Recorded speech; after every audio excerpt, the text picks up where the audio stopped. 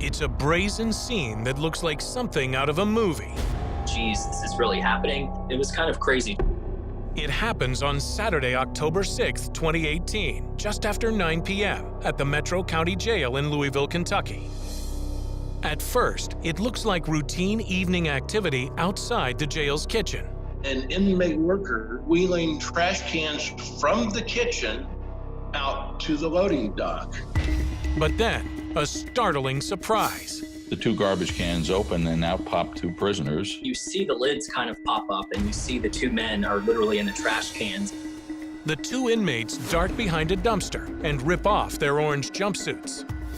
Then, one of them runs back to grab something from the trash can. With no signs of anyone around, it looks like they're about to make a run for it. The area beside Metro Corrections was literally a door that went out to a platform where you put the garbage cans, and then there was a ramp where you can walk down. There's no fence, there's no gate. It's very open space, and if you can run fast, unless there's somebody there to catch you, they're probably not going to catch you. And these bold inmates don't even bother to run. They casually stroll away as if they're doing nothing wrong. And then, they're gone. Just like that, these two prisoners have pulled off a bold getaway. It's probably one of the most audacious escapes in contemporary history. You immediately begin to think about El Chapo and his escape from prison in Mexico, where he was wheeled out in a laundry cart.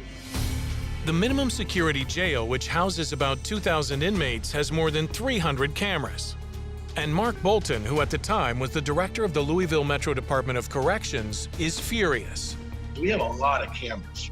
It was a kind of a sick-to-your-stomach anger, just a lack of fundamental corrections 101. Where were the people who should have been watching these two prisoners? Obviously failed to look in those trash cans, allowing those trash cans to go out to the loading dock without even being opened or looked at. How silly that it should be that easy to just break out of prison on a little garbage can. Something in our system has really broken down for it to be that easy to break out of prison. There's always that movie where you see the prisoners escaping through a sewer and all that kind of thing. These characters actually did it, but they did it in plastic garbage cans. And now, two potentially dangerous inmates are on the loose in Louisville. And for Bolton, the pressure is on to figure out who they are. I immediately began to think, what were these guys in custody for? What's their criminal history? What is the risk to the community now that they've escaped? Time is absolutely of the essence. We don't know where they're going. Who are they going to meet up with? It is urgent that they be located and recaptured. A massive manhunt is launched to find them, and their getaway is all over the news. A daring escape out of garbage cans. Authorities say the escapees were rolled out in garbage cans. It was a big event. You know, it was played on national TV. A Kentucky jailbreak that was caught on camera. It was also embarrassment. In my 40-year career, we've never had an incident like that. The two men are quickly identified as 27-year-old Justin Stumler and 38-year-old Jeremy Hunt. Both are minimum security inmates who work in the kitchen. Hunt was arrested 4 months earlier on burglary charges. Stumler had been in for 2 months on charges that included theft and drug possession. But with both of them now on the run, the stakes are high. One of them had a firearms history. You betcha we're really concerned about what they might do. I mean, they don't want to get caught. So yeah, it's high drama, and you're having a sleepless night that night. So you're at home, safe and sound, you think, but unbeknownst to you, there's two dangerous criminals out there just running around free. It kind of opens up Pandora's box of your greatest nightmares. And so you can't really breathe again until they catch them and get them locked back up again. At the jail, there's another concern. How did they pull this off? Did the escapees have help from the inside?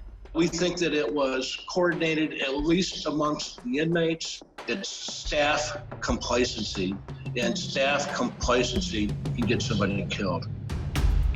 Bolton and his staff at the jail immediately set up a high-tech command center to investigate the escape and locate the runaway prisoners.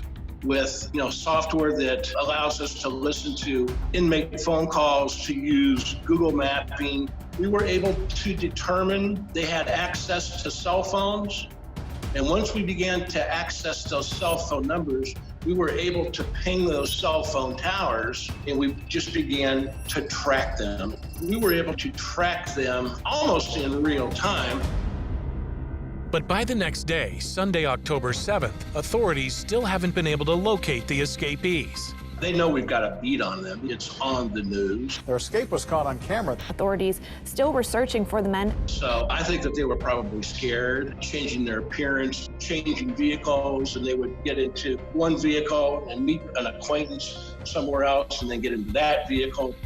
And so we were one step behind them almost the entire time.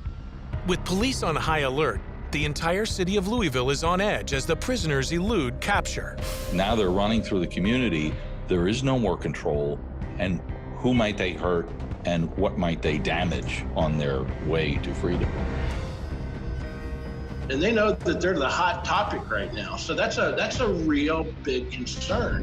Whether they get into a high-speed chase or whether they have weapons in their possession, or whether they have stolen a car, or whether somebody could get hurt. Yeah, that's a gigantic, huge concern, which is all the more reason why we wanted to get these guys back in custody as soon as we possibly could. It was in the local media, it was online, it was on the news. Days on the run. We had people calling in from really all over the region with information that they thought that they had spotted them and where they had spotted them. By the morning of Monday, October 8th, the inmates have been on the loose for 36 hours. There have been glimpses of them near a high school Saturday night and again on Sunday morning walking towards another county. But every time a tip comes in, they're gone by the time police arrive. Then, finally, there's a promising lead. An anonymous tip that Justin Stumler plans to meet a family member at a fast food restaurant. They quickly swarm in, and when they spot Stumler, they corner him and arrest him. Now, only Jeremy Hunt remains at large. But a few hours later, after he attempts to use stolen credit cards at a gas station, police get eyes on him too, driving a stolen white truck. He was driving back towards the Louisville area, and he was spotted and got into a high-speed chase with Meade County law enforcement personnel. And that's when things get really scary. Hunt seems to be in a panic, driving erratically through local neighborhoods. As innocent people suddenly find themselves in danger, there are comments on the police department's Facebook page like, "The guy nearly killed me, missed me by an inch." Somebody out on his lunch break is almost struck by the prisoner fleeing in a stolen car. We heard the car chase on the scanner. The assignment editor said, hey, we have several cars that have been hit along the highway. It's intense. Numerous agencies join the chase before it finally comes to a dramatic end. At 3:45 p.m. at a busy intersection, there is a terrifying 5-car collision. The driver literally plowed through a couple intersections. There was glass everywhere. It looked pretty bad. The vehicle driven, according to witnesses, by that escaped inmate. Rudy Sweeney is working nearby. We hear the loud boom. I thought the guy was, dead. I didn't know what to think. And so I was just yelling, help, help.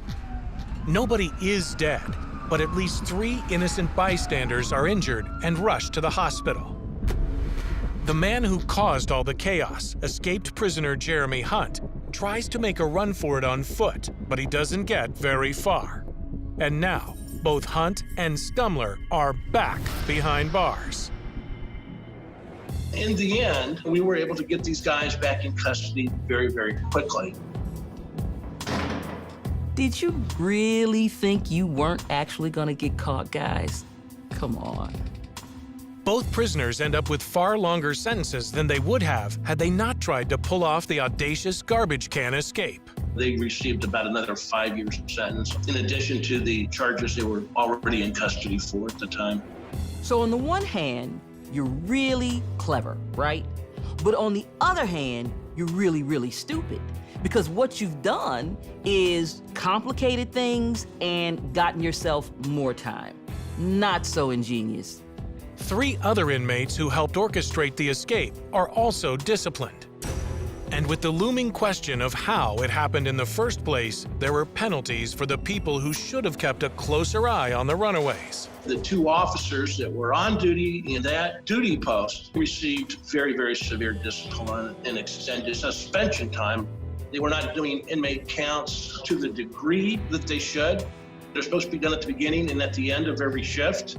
So we found that they weren't doing that. They're supposed to be doing 15-minute circulations, even in that kitchen area, accounting for good security practices and ensuring that all the inmates that work in that job are doing what they're supposed to be doing. And we found some areas that needed to be addressed, additional cameras, additional camera angles, some no-fly zone areas that inmates should not be allowed to encounter or group themselves in. We did some major policy changes.